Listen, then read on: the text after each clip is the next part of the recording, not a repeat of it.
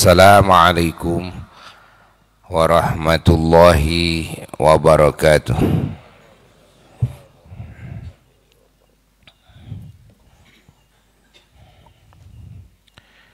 Bismillahirrahmanirrahim.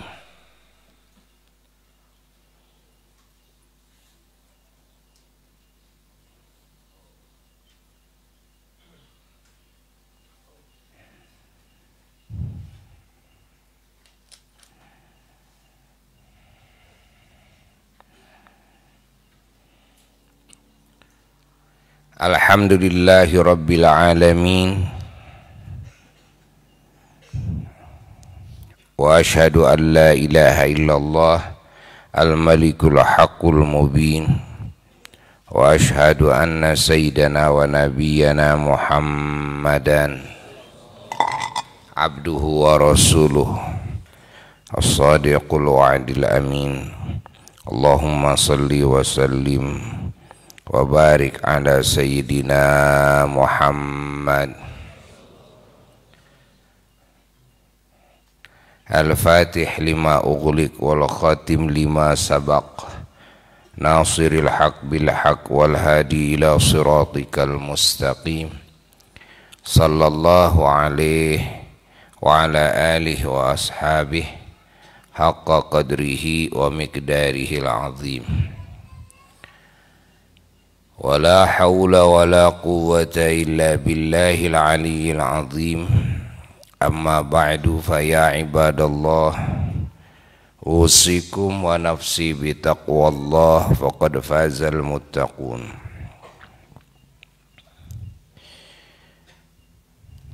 Para jamaah yang mulia, alhamdulillah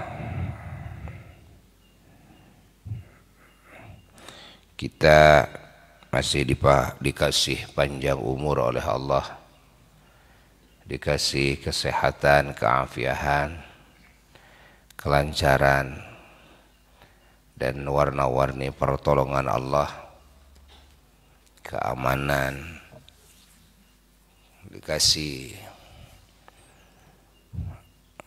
ingatan, juga dikasih kekuatan, dikasih kecerdasan, dikasih warna-warni nikmat yang Allah curahkan kepada jasmani kita dan kepada batiniyah kita.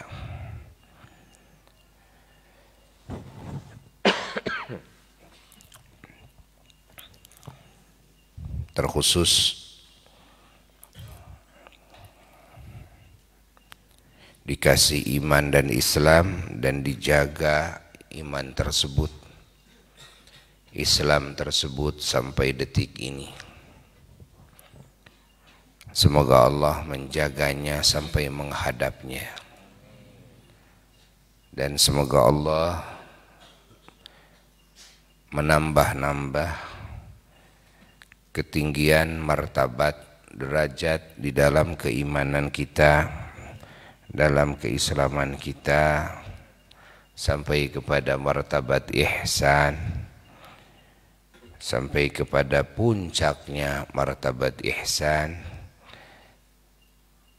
dan menetapkannya sampai menghadapnya. Semoga Allah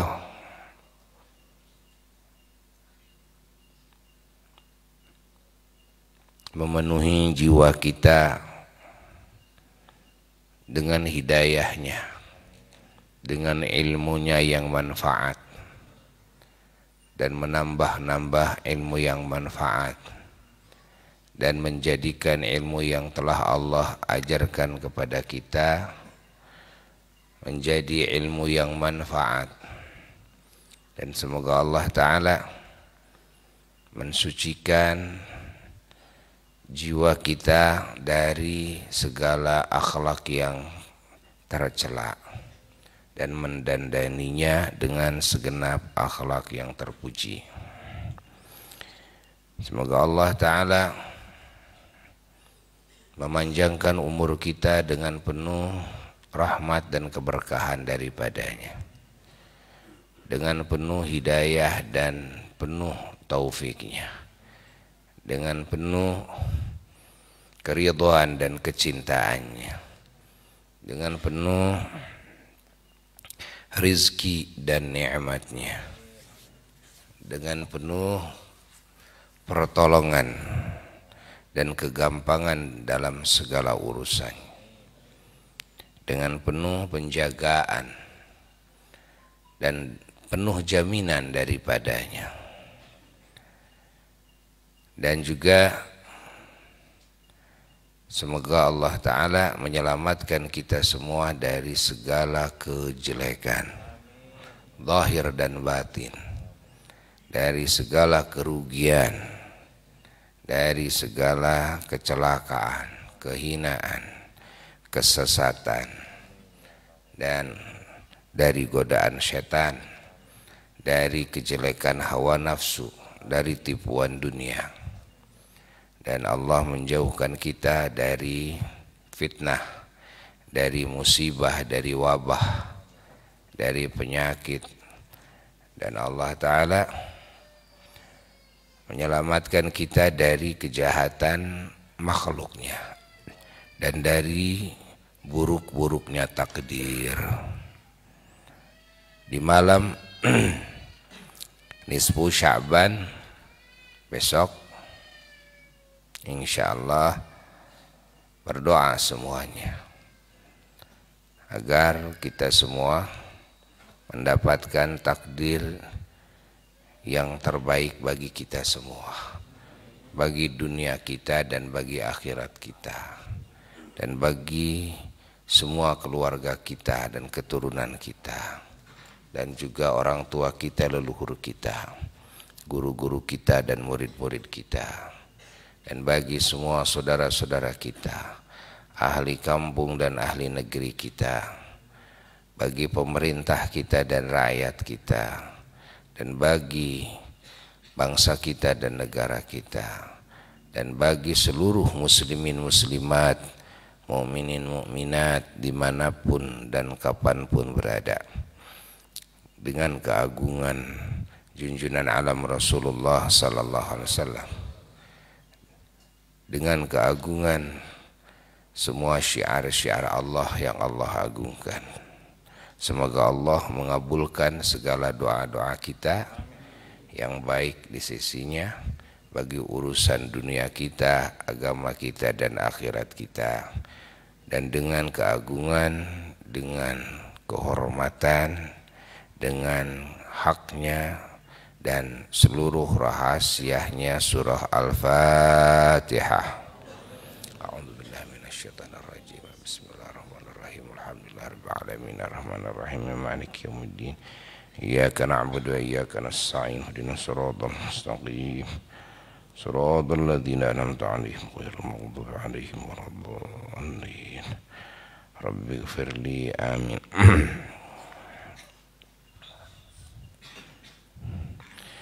Para jemaah sekalian,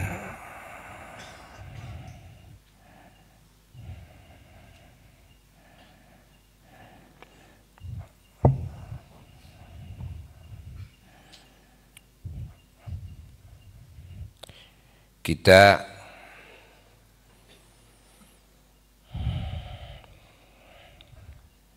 sebentar lagi insyaallah, di samping malam besok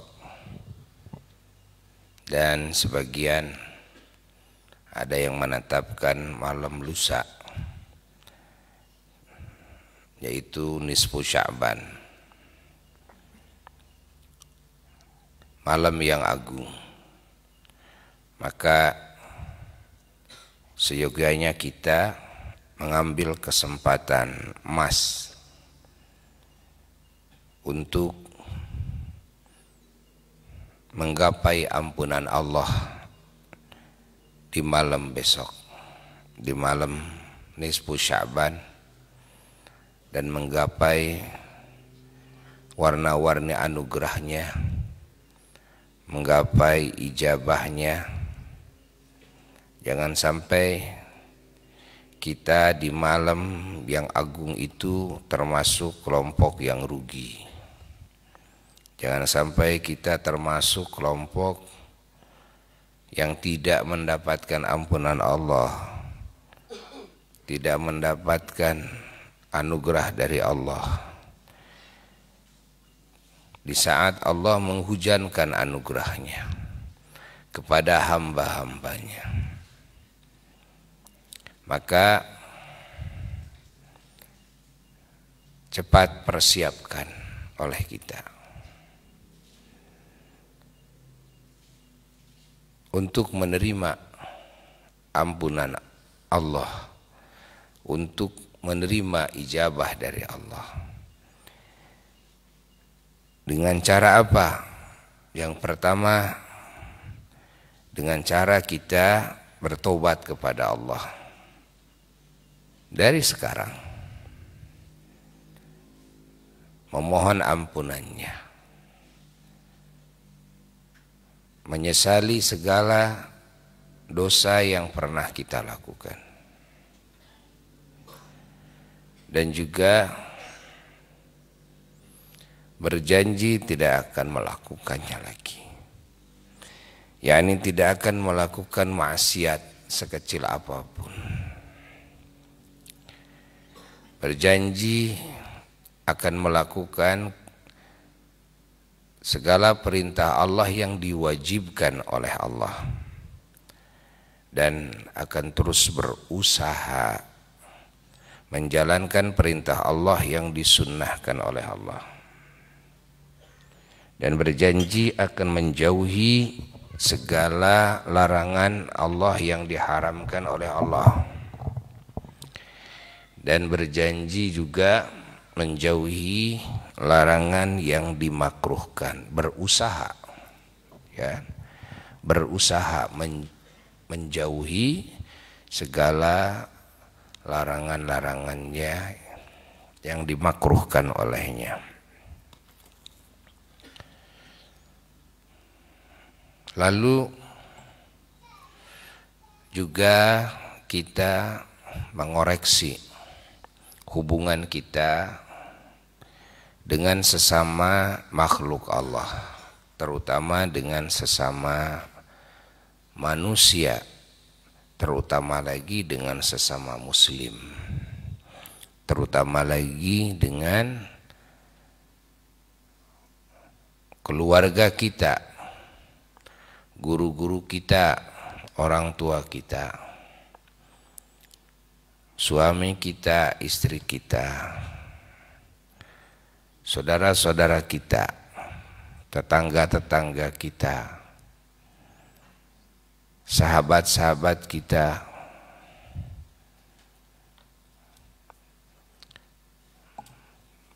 Bersihkan diri kita dari kezaliman-kezaliman kepada siapapun,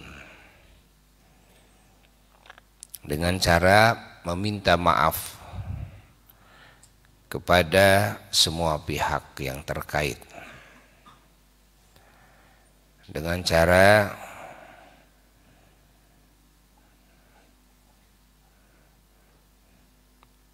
menyerahkan amanah-amanah kepada pemiliknya jika sudah waktunya, dengan cara melunasi hutang-hutang kita kepada yang punya haknya jika sudah waktunya, dengan cara menepati janji-janji kita dan sumpah-sumpah kita. Kenapa? Karena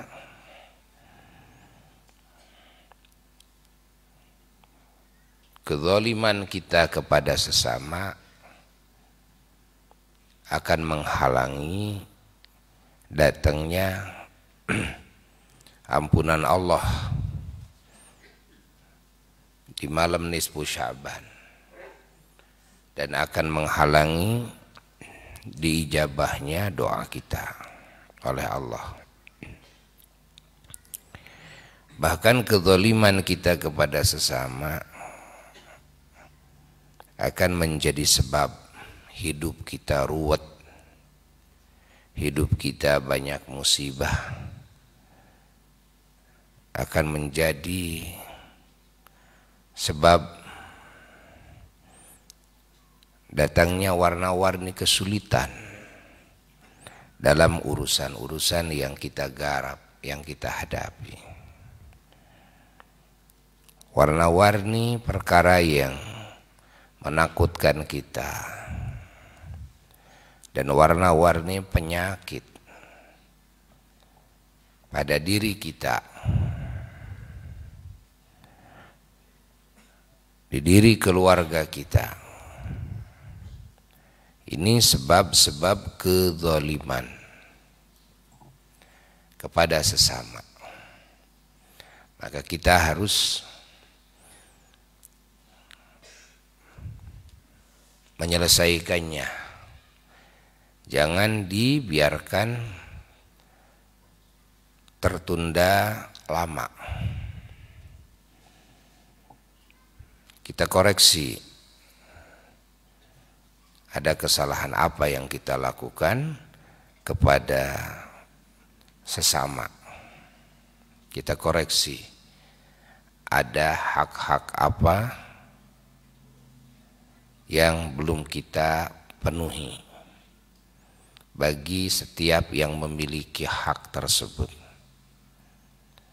Kita koreksi, ada kewajiban-kewajiban apa yang tidak kita lakukan bagi siapapun yang punya hak.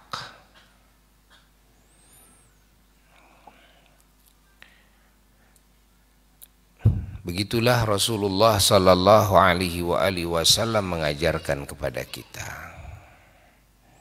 Sehingga para sahabat Nabi setiap malam suka mengoreksinya, tidak berani tidur kalau masih terdapat ada ganjalan, yaitu kesalahan baik kepada Allah maupun kepada sesama makhluk Allah. Bahkan tidak berani tidur kalau belum memastikan hatinya bersih dari semua sifat-sifat yang tercela. Itulah akhlak para sahabat Nabi, tidak berani tidur. Masih ada akhlak yang tercela di hati dikit aja. Allah, Allah, Allah, Allah. Bagaimana kesuciannya para sahabat, bagaimana keagungannya, sifat-sifatnya, akhlaknya, perbuatannya, ucapannya. Itulah hasil didikan, bimbingan junjungan alam semesta, Kangjeng Nabi Muhammad sallallahu alaihi wasallam.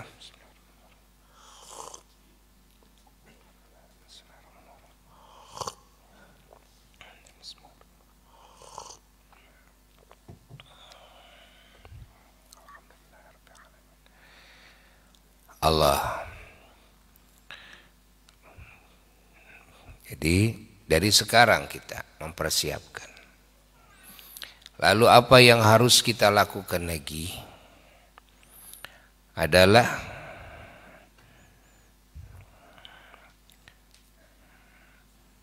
banyak bersalawat salam kepada Nabi kita Sayyiduna wa Maulana Muhammad sallallahu alaihi wasallam. Karena dengan banyaknya salawat, segala dosa-dosa kita akan diampuni oleh Allah. Dan juga dengan banyaknya salawat kita akan mendapatkan pertolongan Allah dan ijabah dari Allah. Dengan banyaknya salawat kita akan mendapatkan pembelaan dari Nabi kita Sayyiduna wa Maulana Muhammad sallallahu alaihi wasallam. Dengan banyaknya salawat kita akan ditinggikan derajat. Dengan banyaknya salawat kita akan didekatkan oleh Allah kepada Allah. Akan didekatkan oleh Allah kepada Rasulullah sallallahu alaihi wasallam. Dengan salawat kita akan dikenalkan oleh Allah subhanahu wa ta'ala hati kita kepadanya, dan juga kepada segala hal yang ia ridhai. Dengan salawat akan dihidayahi hati kita, ditunjukkan oleh Allah kepada segala hal yang ia ridhai. Dengan salawat kita akan dikasih kekuatan untuk bisa melakukan perintah-perintahnya dan menjauhi larangannya. Dengan salawat kita akan dibentengi oleh Allah dengan benteng yang sangat hebat, yang sangat kuat, yang sangat kokoh dari segala musibah, dari segala fitnah, dari kejahatan makhluk, dari segala musibah, ya, dan juga dari godaan setan. Dengan salawat kita akan mendapatkan keterbaikan di sisi Allah dan di sisi baginda Rasulullah sallallahu alaihi wasallam. Rasulullah sallallahu alaihi wasallam dalam hadisnya menyatakan, inna aulan nasi bi yaumal qiyamah aktsaruhum alayya salatan. Inna aulan nasi, sesungguhnya manusia yang paling aula. Manusia yang paling aula. Paling aula itu yang paling pantas. Paling pantas apa? Paling pantas mendapatkan anugerah yang terbaik dari Allah. Paling pantas dekat denganku, paling pantas mendapatkan syafaatku, paling pantas mendapatkan warna-warni anugerahku yaumal qiyamah, paling pantas kedudukannya lebih dekat dariku. Ini makna inna aulan nasi bi, sesungguhnya manusia yang paling pantas kepadaku. Aktsaruhum adalah yang paling banyak daripada mereka salatan, salawatnya kepadaku. yakni salawatnya kepadaku di dunia. Siapa yang paling banyak salawatnya, ya yang paling pantas kepada baginda Rasulullah sallallahu alaihi wasallam. Maka salawat harus diperbanyak. Dan juga kita harus ingat bahwasanya malam nisfu Sya'ban adalah malam diturunkannya ayat pernyataan dari Allah bahwa Allah bersalawat dan seluruh malaikatnya bersalawat kepada Kangjeng Nabi Muhammad sallallahu alaihi wasallam, dan ayat perintahan kepada siapapun yang beriman agar bersalawat dan bersalam dengan sesungguh-sungguhnya kepada Kangjeng Nabi Muhammad sallallahu alaihi wasallam, yaitu ayat innallaha wa malaikatahu yusalluna 'alan nabi ya ayyuhalladzina amanu sallu alaihi wa sallimu taslima. Itu di malam nisfu Sya'ban. Kita bersyukur kepada Allah. Nah, maka yang paling pantas dilakukan di malam nisfu Sya'ban banyak salawat. Banyak salawat, karena di malam nisfu Sya'ban Allah memerintahkan bersalawat dan bersalam kepada Kangjeng Nabi Muhammad sallallahu alaihi wa alihi wasallam. Dan juga amalan yang harus kita amalkan adalah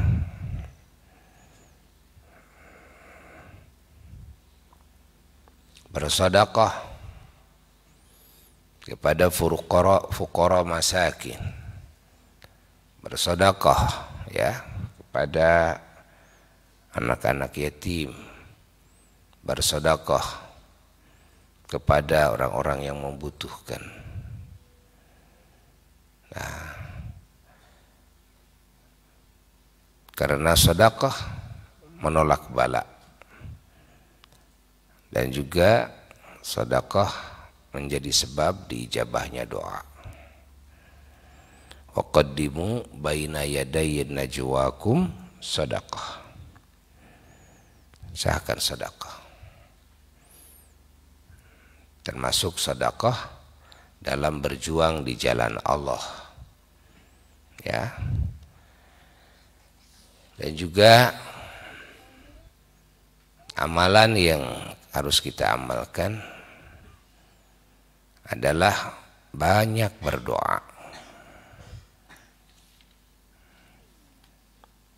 Rasulullah sallallahu alaihi wasallam dalam hadisnya juga berdoa di malam nisfu Sya'ban. Semalaman Nabi tidak tidur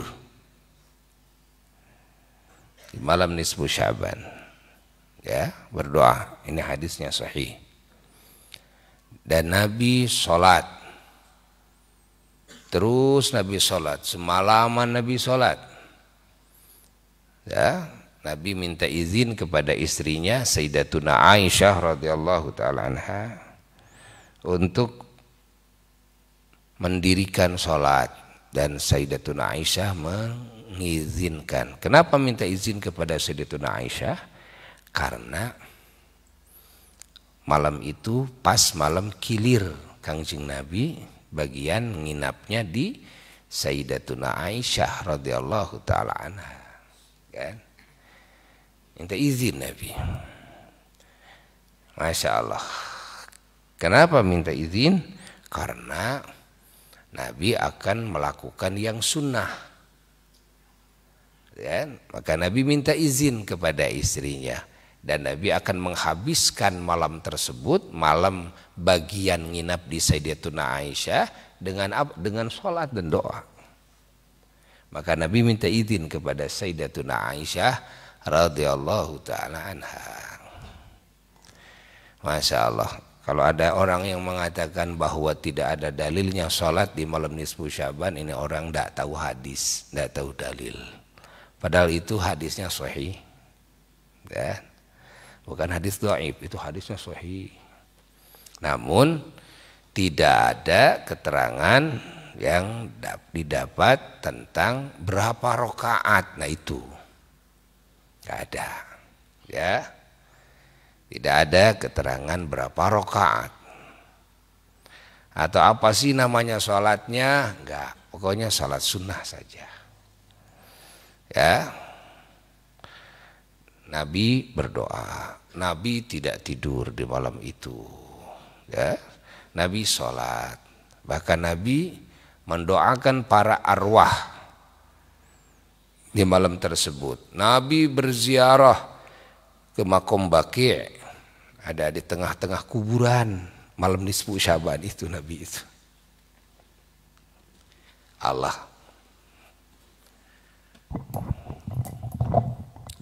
Ini saudara-saudara kita yang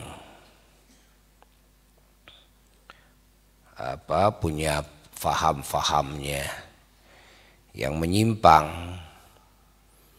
ya, menganggap bahwa ziarah ke kubur itu termasuk perkara yang bid'ah. Tidak ada contohnya dari Nabi bahwa ziarah kubur itu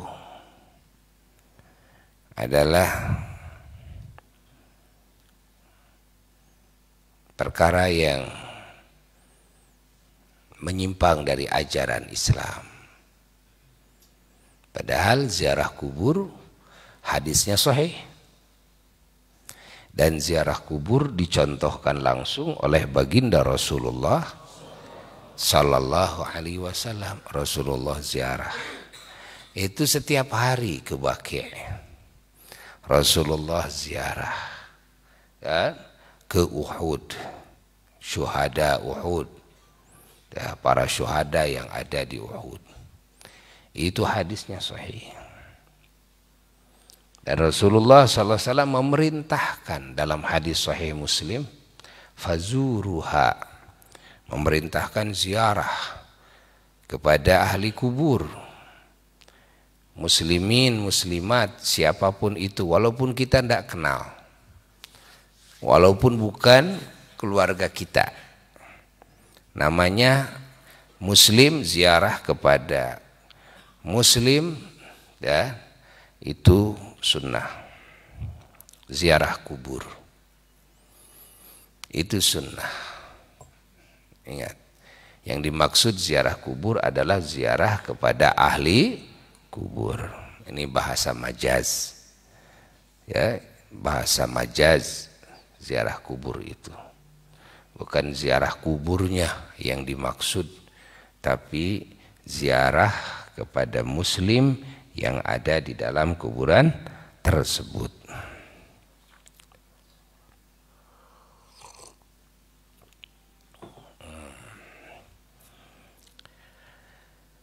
Allah, bagian daripada amalan-amalan yang disebut amal soleh di dalam ajaran Islam adalah ziarah ke kuburan muslimin, yakni ziarah ke muslimin yang ada di dalam kuburan.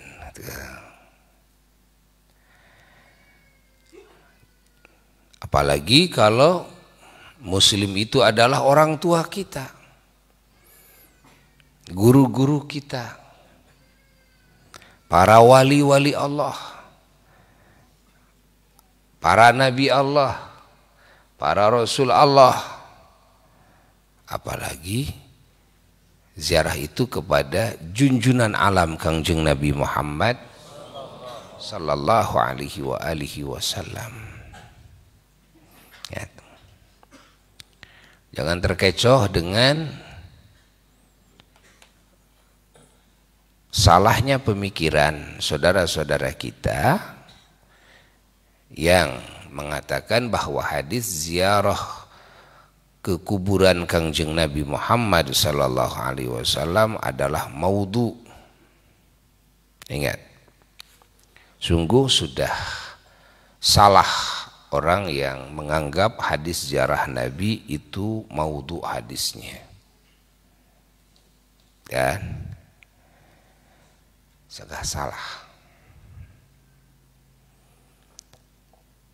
Ada hadis-hadis ziarah Nabi yang dhaif.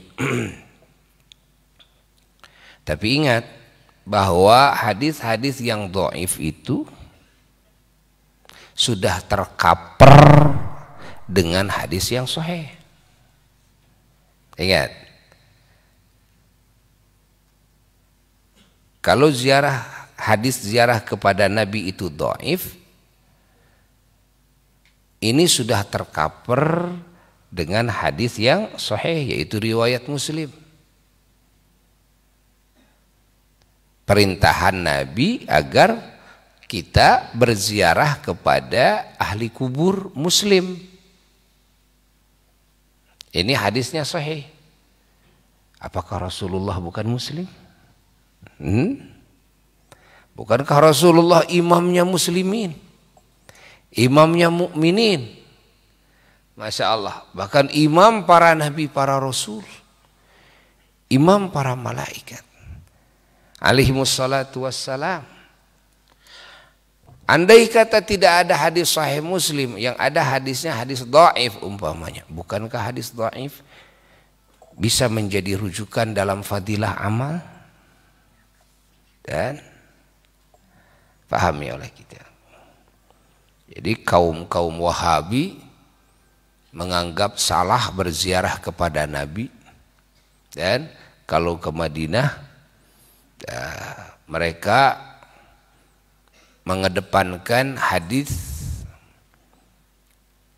sunnahnya ziarah ke Masjid Nabi dan Masjidil Haram dan Masjidil Aqsa. Hadisnya sahih. Ya, la tushaddur rihal illa ila thalathati masajid. La tushaddur rihal illa ila thalathati masajid. La tushaddur rihal, tidak diperkuat. Apa ar-rihalu? Ya. Ini bawaan-bawaan, kendaraan, unta-unta. Ya. Tidak diperkuat. Kenapa arti tidak diperkuat? Tidak diperkuat itu atau syaddu, ya, tidak diperkuat itu maknanya adalah tidak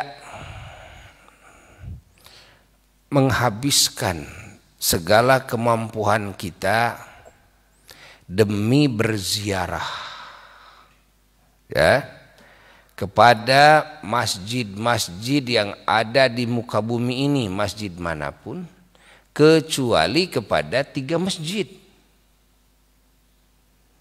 Satu, ya, kepada Masjidil Haram. Kedua, kepada masjidku, kata Nabi, Masjid Nabawi.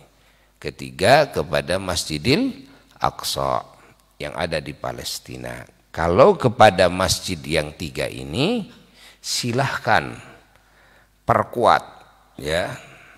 Yakni silahkan kita mengorbankan apapun. Ya. Kita mengorbankan apapun demi berziarah ke Masjidil Haram, demi berziarah ke masjidnya Kangjeng Nabi Muhammad sallallahu alaihi wasallam, demi berziarah ke Masjidil Aqsa.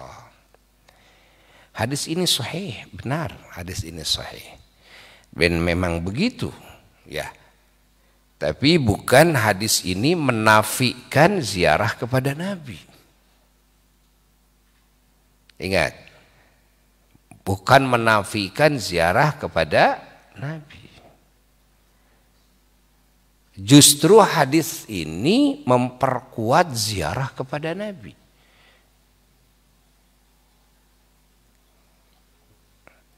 Bagaimana memperkuat ziarah kepada Nabi?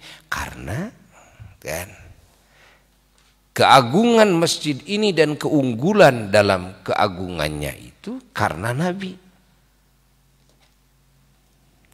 Semua masjid yang 3 ini menjadi lebih unggul dari seluruh masjid yang ada di muka bumi karena siapa? Karena Nabi. Karena Kangjeng Nabi Muhammad sallallahu alaihi wasallam. Paham ya? Bagaimana mungkin ziarah kepada masjid nabinya ini, ya, disunnahkan, tapi ziarah kepada yang menjadi sebab masjid tersebut menjadi agung malah didhaifkan, kan? Tidaklah mungkin. Justru hadis ini memperkuat. Lalu ziarah kepada Nabi, bukankah ziarah ke masjid Nabi, ingat, bukankah ada Nabi di dalamnya? Ingat, ada Nabi di dalamnya. Dan yang ketiga juga karena ziarah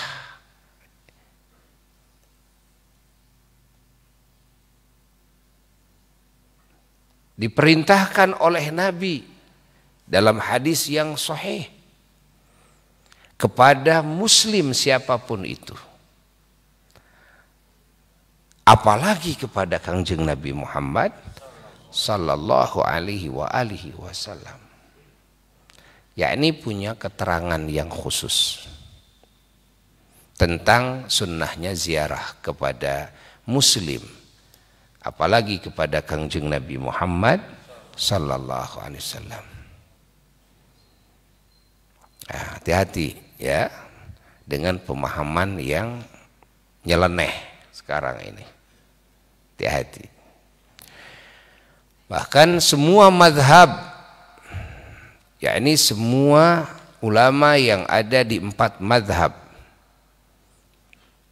menjelaskan bahwa amalan yang disunnahkan di Madinah Al-Munawwarah yang paling afdol adalah ziarah kepada Kangjeng Nabi Muhammad sallallahu alaihi wasallam. Itu amalan yang disunnahkan. Sehingga kalau kita mau ke Madinah, tujuan kita satu, mau ziarah kepada Kangjeng Nabi Muhammad sallallahu alaihi wasallam. Dua, kan, ziarah ke kuburan Kangjeng Nabi Muhammad sallallahu alaihi wasallam. Kalau Nabi kita itu kuburannya beda dengan kuburan umum. Kalau kuburan muslim yang dimaksud muslimnya, bukan kuburannya. Tapi kalau kuburan Nabi yang dimaksud dua-duanya. Nah, ini catat oleh kita ini. Ini penting nih. Dan kalau ziarah ke muslim yang umum yang dimaksud apa, siapanya? Ahli kuburnya, muslimnya. Tapi kalau ziarah kepada Kangjeng Nabi Muhammad sallallahu alaihi wasallam yang dimaksud satu, rasulnya, kedua, kuburannya, dan yang ketiga adalah masjidnya. Yang ketiga adalah masjidnya. Ingat, pahami oleh kita. Allah. Malah yang keempat adalah tanah haramnya. Karena ziarah kepada tanah haram itu disunnahkan. Tanah haram Makkah, tanah haram Madinah. Jadi kalau ke Madinah ada beberapa maqasid, beberapa tujuan. Satu, ziarah ke Rasulullah sallallahu alaihi wasallam. Dua, ziarah ke kuburan Rasulullah sallallahu alaihi wasallam. Tiga, ziarah ke Masjid Rasulullah sallallahu. Empat, ziarah ke tanah haramnya Rasulullah sallallahu alaihi wasallam. Dan lalu juga ziarah ke semua ahli Madinah, ahya'an wa amwata, baik yang hidup maupun yang wafat, yang meninggal dunia. Kenapa begitu? Kan? Karena ziarah kepada yang hidup disunnahkan. Ingat, ziarah kepada yang wafat pun disunnahkan berdasarkan hadis sahih, fazuruha, kan? Ingat, disunnahkan.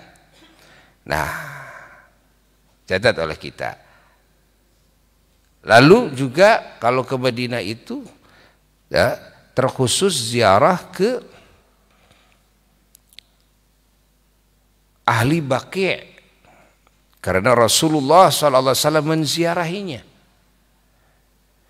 Dan ziarah ke ahli Uhud, karena Rasulullah menziarahinya. Dan ziarah ke gunung Uhud, gunungnya. Loh, kenapa? Karena Rasulullah menziarahinya. Dan Rasulullah menyatakan bahwa Uhud jabalun yuhibbuna wa nuhibbuhu. Uhud ini gunung yang mencintaiku dan aku mencintainya. Jadi gunung Uhud itu dinyatakan oleh baginda Rasulullah sallallahu alaihi wasallam adalah gunung yang mencintai baginda Rasulullah sallallahu alaihi wasallam dan Rasulullah mencintainya. Rasulullah bolak-balik ke Uhud. Jadi ke Uhud itu ziarah ahli Uhud, yakni para syuhada Uhud, ya, dan ziarah ke Uhudnya. Fahami, kan? Lalu juga ke Madinah ziarah ke Kuba.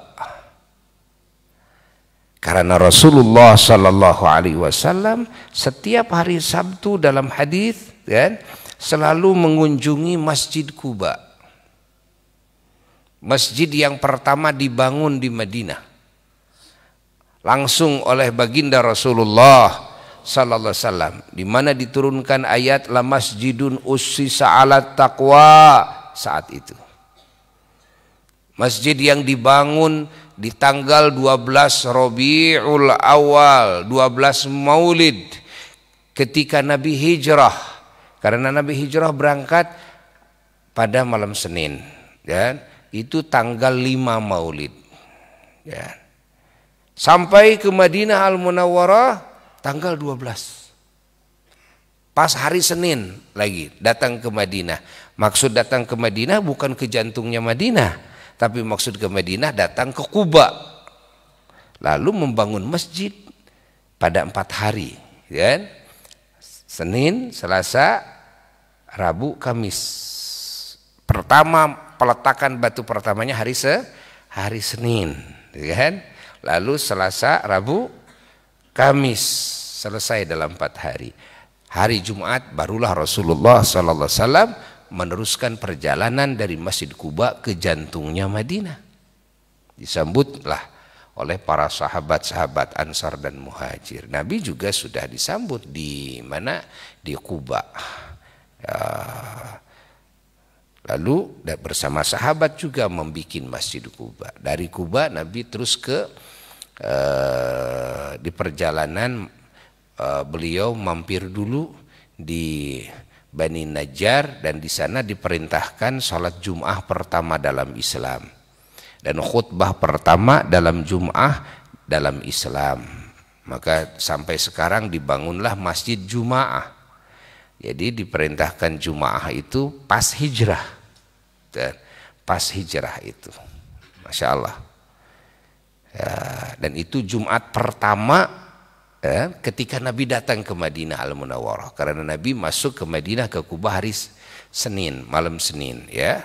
Lalu membangun Masjid Kuba Senin, Selasa, Rabu, Kamis, lalu Jumatnya berangkat ke jantungnya Madinah. Nah, di perjalanan diperintahkan salat Jumaah dan diperintahkan juga khutbah dalam Jumaah. Setelah beres salat Jumaah, jalan lagi Nabi menunggangi unta, diiring oleh para sahabatnya, lalu disambut juga oleh para sahabat yang sudah menyiapkan di jantungnya Madinah, ya, dengan tola'al badru alaina min thaniyatil wada' wajib syukru alaina ma da'a lillahi da' ayyuhal mab'utsu fina ji'ta bil amril muta'. Sampai itu, ya, bait syair yang didendangkan, ya, oleh ahli Madinah ketika Rasulullah sallallahu alaihi wasallam hijrah ke Madinah. Dan segitu baitnya. Adapun bait selanjutnya itu tambahan para ulama, ya. Kalau yang aslinya dalam riwayat sampai situ. Tala'al badru alaina min thaniyatil wada' wajaba syukru alaina ma da'a lillahi da' ayyuhal mab'usu fina ji'ta bil amril muta' tala'al badru alaina. Terus min thaniyatil wada' wajib syukru alaina ma da'a lillahi da' ayyuhal mab'utsu fina ji'ta bil amril muta'. Tak sampai di situ. Allah. Nah, setelah itu, ya, Nabi barulah membangun Masjid Nabawi, ya. Di Masjid Quba dulu yang dibangun. Allah Allah Allah Allah Allah. Allahumma salli wa sallim wa barik alaihi wa ala alihi wa sahbihi. Maka ziarah ke Quba itu sunnah. Kalau kita mau berangkat ke Madinah, seyogianya dari sini sudah diniatkan saya mau ziarah ke Quba. Ya Allah, saya berniat mau ziarah ke Quba, kan? Mengikuti sunnah Nabi-Mu. Ya Allah, saya mau berziarah ke kekasih-Mu Kangjeng Nabi Muhammad sallallahu alaihi wasallam. ya, dan kepada semua ahlul baitnya dan para sahabatnya dan ya, para tabi'in tabi'it tabi'in dan mukminin mukminat, muslimin muslimat, baik yang hidup maupun yang sudah wafat. Ini semuanya ada dasar hadis, kan? Semuanya. Ya Allah, saya berniat, kan, ke Madinah Al-Munawwarah, ziarah ke makammu, ke kuburanmu, karena tanah yang paling agung yang Allah ciptakan di alam semesta ini adalah tanah kuburannya Kangjeng Nabi Muhammad sallallahu alaihi wasallam. Ya Allah, saya berniat juga, kan, ziarah ke masjidmu, kan, dan saya berniat ziarah, kan, ke ahli Baqi', ke ahli Uhud, dan ziarah ke Uhud, gunung yang kau cintai. Dari sini sudah diniatkan seperti itu. Dan ingat, kita harus luas wawasan kita ini. Jangan picik. Jangan terkecoh dengan faham-faham yang picik sekali. Ya, mengatasnamakan Quran dan hadis, mengatakan tidak ada dalilnya, mengatakan bid'ah, padahal begitu terang seperti matahari dalilnya, kan? Namun sayangnya karena kepicikan tadi, sehingga seolah, ya, menurut pandangan mereka itu tidak ada hadisnya, tidak ada dalilnya. Padahal bukan tidak ada, namun mereka yang dibutakan oleh Allah Jalla Jalaluhu wahda, sehingga tidak melihat kepada dalil-dalilnya. Nah, maka ini perlu diungkap, perlu dibuka. Buka, teliti, ya, teliti nih kalimat-kalimat Buya, teliti hadis-hadisnya, pasti akan ketemu, kan? Kalau masih tidak ketemu, ke sini bawa sapi, iyalah, kan, sini bawa sapi ini, kan? Ya, tekapangi wae orang ketrok gitu kan, siamah gitu kan, udah dijiwir wae. Kakarak ngerti di jiwir, kan? Nah, ini banyak orang yang tertipu, kan, oleh ya ustadz-ustadz yang picik pemikirannya, menganggap bid'ah ziarah ke kuburan Nabi, karena mereka cuma menemukan hadis yang dhaif, kan, yang dimaudukan oleh salah seorang yang memaudukannya. Ya, coba kalau mereka dibuka wawasannya, bukankah ada hadis sahih yang memerintahkan ziarah ke kuburan muslim? Ya, pasti, ya, pasti tidak bisa menolak karena hadisnya sahih. Dan bukankah Rasulullah sallallahu alaihi wasallam berikan contoh ziarah ke ahli Baqi'? Bahkan di malam nisfu Sya'ban Rasulullah ditemukan oleh Sayyidatuna Aisyah ketika keluar tergesa-gesa Nabi dari kamar Sayyidatuna Aisyah, tidak pamit dulu ke Sayyidatuna Aisyah, tuh, karena datang malaikat Jibril, tuh, mendadak kepada baginda Rasulullah sallallahu alaihi wasallam, dan Nabi terus berangkat. Sayyidatuna Aisyah kaget lalu mencarinya, dan Sayyidatuna Fatimah Az-Zahra radhiyallahu taala anha mencarinya, kan? Mencari di mana Rasulullah sallallahu alaihi wasallam. Ternyata ketemukan Nabi di mana? Di Baqi'. Baqi' itu apa? Kuburan. Di Baqi'. Sedang apa? Sedang mendoakan para arwah, kan? Maka diikuti oleh kita ngarwahkeun, ya, mendoakan para arwah, itu ngikuti ajaran Nabi. Maka bertambahlah bulan Sya'ban dengan nama bulan apa? Bulan Ruwah. Nah, kalau tidak tahu keterangannya, tentu tidak akan tahu sasakala asal usul bulan Sya'ban bertambah namanya dengan nama bulan Ruwah. Coba bagaimana? Itu asal usulnya. Padahal ini asal usulnya semuanya dari Nabi, asal usulnya. Cuma karena umat Islam di Indonesia ini betul-betul, gitu kan, dalam menjalankan apa yang Nabi lakukan, meniru apa yang Nabi lakukan, sehingga di mana-mana dari Sabang sampai Merauke umat Islam setiap bulan Syaban selalu mendoakan para arwah, ziarah ke kuburan orang tuanya, guru-gurunya, itu kan, mendoakan para arwah. Maka sampai bertambahlah nama Syaban dengan nama arwah. Arwah itu, masya Allah.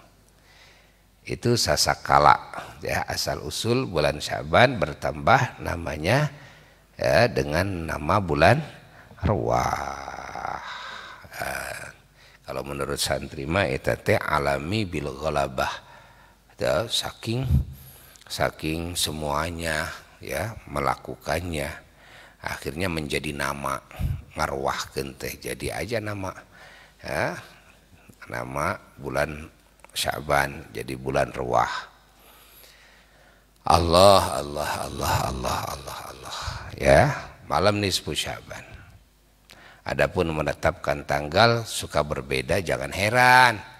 Tapi saya harus ikut yang mana? Ya dua-duanya, ya, dua-duanya. Malam Jumat hidupkan, malam Sabtu hidupkan, gitu kan? Jadi kita siap tidak HS di dua malam, ya, malam besok dan malam Sabtu. Jadi dicas dulu besok siang, cas. Ya, lalu juga persiapkan kesehatan kita, kekuatan kita untuk menghadapi Ramadan. Ya. Apa yang harus saya persiapkan untuk Ramadan? Ya, di antaranya, ya, adalah kesehatan. Harus disiapkan. Kenapa harus menyiapkan kesehatan? Kan? Karena di bulan Ramadan kita akan kerja. Kerja butuh tenaga. Kan? Ingat, akan apa? Kerja. Kerja butuh tenaga. Tenaga harus sehat. Nah, ingat, jangan loyo. Coba gimana itu? Bayangkan salat tarawih yang loyo. Kan? Gimana tuh? Jangan loyo. Jadi harus disiapkan. Yang sekarang sedang sakit, usahakan, ya, ayo berobat agar sembuh. Untuk apa? Untuk Ramadan dan untuk beribadah. Umat Islam ini sebetulnya oleh Allah dididik supaya sehat semuanya, supaya kuat semuanya. Tapi banyak yang membangkang kepada didikan ini, sehingga dalam membangun, kan, pola hidup sehat itu, kan, ingat, lalai, sehingga hari-harinya banyak sakit-sakitan karena pola hidupnya tidak pola hidup sehat. Ya, kita harus menggarap pola hidup sehat, makanan, minuman, gitu kan, pakaian, tempat, pergaulan, semua harus terjaga ya, agar hidup ini sehat. Olahraga yang teratur, gitu kan, agar hidup sehat. Nah, Allah, makanan harus dilihat, jangan sampai yang mengandung kimia-kimia. Yang tidak mengandung kimia juga dilihat, mana yang berefek sehat, mana yang berefek kuat, kan? Ya, karena tidak semua makanan berefek sehat, enggak. Ya. Walaupun ini halal, apalagi bagi yang sudah terkena penyakit. Kalau yang sudah terkena penyakit harus disesuaikan makanan minumannya yang tidak mendorong penyakit itu bertambah, atau yang mendorong, apalagi yang mendorong, kan, kita sehat, yakni yang bisa menghilangkan penyakit tersebut. Nah, makanannya, minumannya. Konsumsi madu, ya, konsumsi madu, banyak minum, apalagi sama dokter disarankan banyak minum. minum air kelapa, gitu kan? Nah, Masya Allah, itu yang enak-enak semua, yang enak-enak semua, kan? Kan kalian nggak memadu, ya kan? Kalau Buya mau memadu. Kalau kalian tidak memadu, minum madu terus, minum madu biar sehat. Ayo rasakan dengan minum madu, Masya Allah, akan sehat. Nah, Buya suka dibawa ke mobil, di mobil itu selalu ada madu. Minum. Nah, salah satu yang dirasakan oleh Buya, kekuatan tubuh fisik ini ya, kesehatan itu diantaranya barokah madu. Karena madu itu bukan cuma dohirnya, ya, dohirnya menjadi obat, tapi juga minum madu itu bisa dapat pahala karena mengikuti Quran, ya, mengikuti Quran dan mengikuti Rasulullah Sallallahu Alaihi Wasallam. Rasulullah juga meminum madu. Madu itu obat yang disebutkan oleh Allah dalam Quran. Nah, minum madu dirasakan itu oleh kita, Masya Allah. Lalu apa lagi? Ya, yang harus dipersiapkan. Yang harus dipersiapkan juga duit. Lah, kenapa duit? Ya iyalah, itu kan.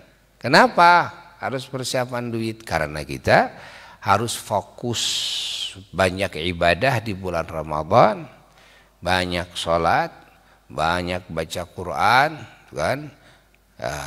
Sehingga sebulan Ramadan kalau kita hendak bisnis, kalau kita hendak kan berniaga di bulan Ramadan, kan,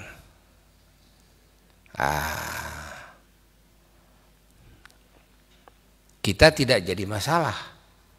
Kenapa? Karena sudah persiapan dari awalnya, sudah persiapan duit buat resiko makan minum, duit buat apalagi beliin baju, ya, pakaian, anak istri, duit buat sodakoh, buat bikin kue, ya kan, buat tuh bikin tumis segala macam itu kan. Nah, jadi harus siap apa? Jadi menghadapi Ramadan itu apa yang harus saya persiapkan? Satu tadi kesehatan, kekuatan. Kedua, fulus. Harus siap. Jadi kalau bisnis usaha itu dalam 11 bulan, nah harus kita persiapkan untuk 1 bulan. Agar 1 bulan full kita enjoy, tenang, jonjon, gitu kan? Kenapa? Ya sudah, kita sudah siap segalanya. Buat buka puasa, buat beri buka puasa yang lain. Nah udah siap, gitu kan? Sehingga kita tidak menoleh, gitu kan, ke pasar juga, tidak masalah, kan? Tapi kalau kita tidak mempersiapkan ya, dana untuk Ramadan, maka di Ramadan itu kita juga harus ya seperti bulan-bulan biasa, akhirnya benyeng-benyeng, ya tetap kita harus cari duit juga siangnya, kan? Ya mending kalau yang usahanya siang, tapi kan yang usahanya malam ndak bisa siang, akhirnya taraweh terganggu, kan? Nah, baca Quran terganggu, ya, itu kan? Nah, alasannya apa? Alasannya bisnis. Salahkah orang yang bisnis di bulan Ramadan? Tidak salah, mulia itu, ya, tidak salah, mulia, menjalankan kewajiban juga, gitu kan? Menjalankan kewajiban juga. Nah, namun alangkah baiknya kalau di bulan Ramadan itu sudah disediakan dari sebelumnya, dan agar di bulan Ramadan kita enjoy dengan taqarrub kepada Allah, dengan warna-warni amal soleh, dengan banyak sedekah, bisnisnya dari sebelumnya. Nah gitu. Nah di zaman sekarang ini beda dengan zaman dulu. Kalau zaman dulu leluhur kita memang begitu. Makanya di bulan Ramadan fokus dipakai baca Quran, di samping puasa banyak sholat, fokus aja sebulan full. Maka sebulan full syiarnya kelihatan di zaman dulu itu, bulan Ramadan itu full, gitu kan, betul-betul terasa, itu kan, karena umat Islam di mana-mana memang full di bulan Ramadan itu. Allah, kalau sekarang ya nyari sama antara bulan Ramadan dan luar Ramadan sama, kan? Sehingga tarawih itu mampunya hanya 3 malam, kan? Kesananya ya sudah seperti biasa saja lah, seperti biasa saja. Nah, Allah.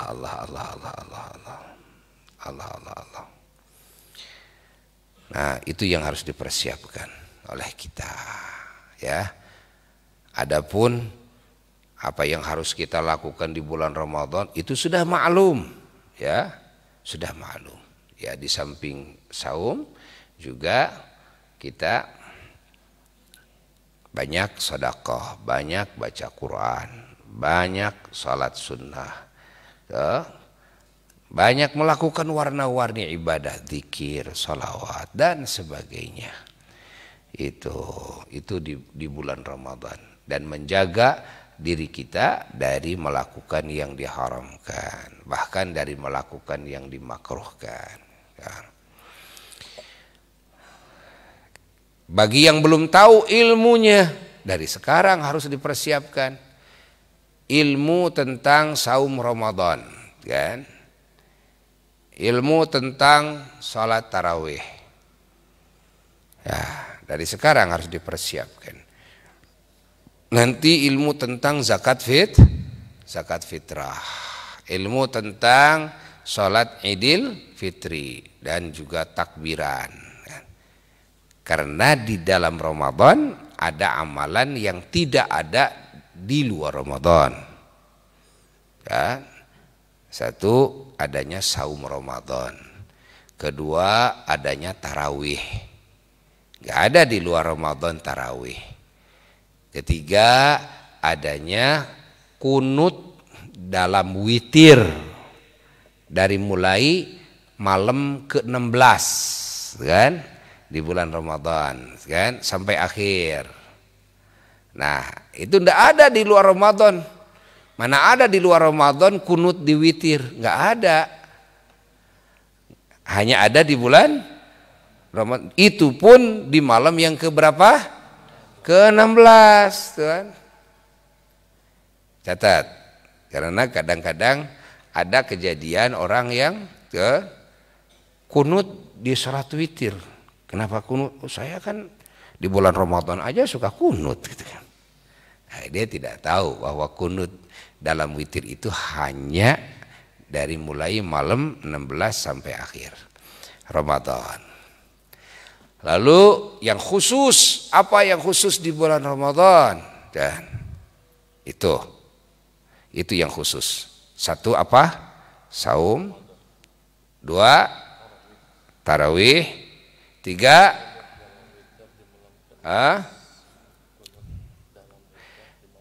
yang ketiga apa? Tambahan, berjamaah dalam tarawih. Yang ketiga, berjamaah dalam tarawih. Jadi bukan sholat tarawih saja, karena sholat tarawih ini sunnah, berjamaahnya juga sunnah, kan? Berjamaah dalam tarawih. 3 itu. 4, kunut ya, di dalam sholat witir, ya, dari mulai malam 16 sampai akhir. Itu 4. Ya. Amalan yang khusus. Kalau selain yang 4 ada itikaf segala itu makan umum. Selain yang 4 ada baca Quran dan sebagainya, itu mah sunnah umum. Bukan cuma di Ramadan, ya, di bulan manapun disunnahkan, banyak sodakoh di bulan manapun disunnahkan. Nah, ada yang tidak ada kecuali di Ramadan, yaitu itu. Ada nanti di akhir, tapi kan sudah luar Ramadan, yaitu di akhir Ramadan. Yang disunnahkan tidak ada di luar Ramadan, kan? Apa? Yaitu takbir Idul Fitri, dari mulai maghrib takbir Idul Fitri sampai sholat Idul Fitri, ya, besoknya. Nah, itu nggak ada di luar bulan Ramadan, namun ada di Idul Adha ini. Lalu apa?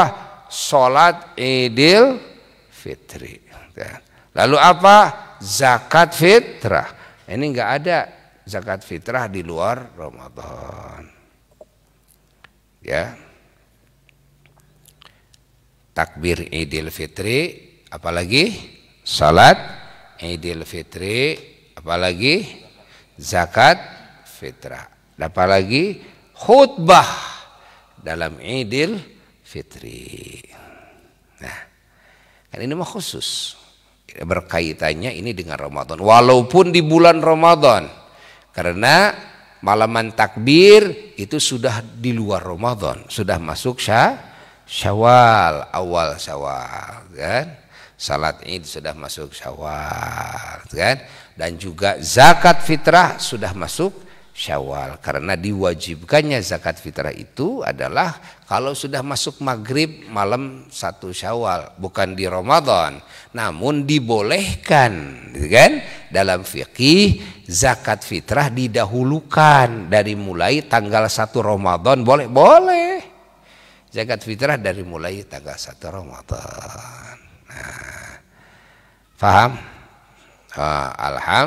Alhamdulillah, mudah-mudahan Allah memberikan panjang umur kepada kita sampai kepada Ramadan, dan di bulan Sya'ban ini diberkahkan dan kita mendapatkan segenap anugerah di malam nisfu Sya'ban, dan kita dikasih hidayah dan taufik di bulan Ramadan bisa beribadah dengan sebaik-baiknya dan bisa meraih segala anugerah-anugerah Allah yang Allah hujankan di bulan Ramadan.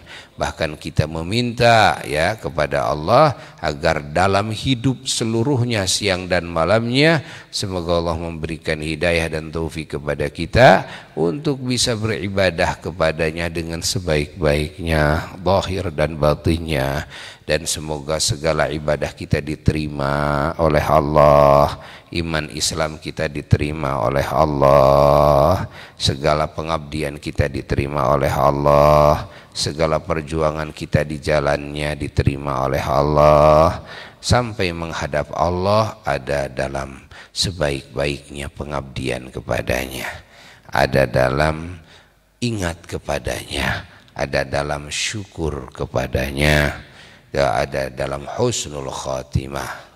Bijahin Nabi sallallahu alaihi wasallam wa bi sirri asraril Fatihah. Bismillahirrahmanirrahim. Alhamdulillahirabbil alamin arrahmanirrahim maliki yaumiddin. Iyyaka na'budu wa iyyaka nasta'in shiratal mustaqim shiratal ladzina an'amta 'alaihim. Amalan nisfu Sya'ban kan sudah disebar ya. Sudah disebar lewat tim IT. Amalan nisfu Sya'ban besok ba'da maghrib. Lakukan oleh kita ya. Nanti malam Sabtu yang lain ada yang malam Sabtu ya, lakukan lagi malam Sabtu oleh kita ya. Karena apa itu? Karena kita tidak ru'yat. Satu itu. Kalau kita ru'yat dan kita tahu secara pasti bahwa tanggal 1-nya itu hari apa menurut ru'yat, ya itu kan kita bisa menentukan secara pasti kapan malam nisfu Sya'ban. Ya, kalau tadinya ndak ru'yat jadi 2 nanti.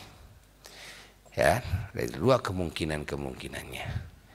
Nah, wallahu alam bissawab. Wassalamualaikum warahmatullahi wabarakatuh. Rabbana fa'al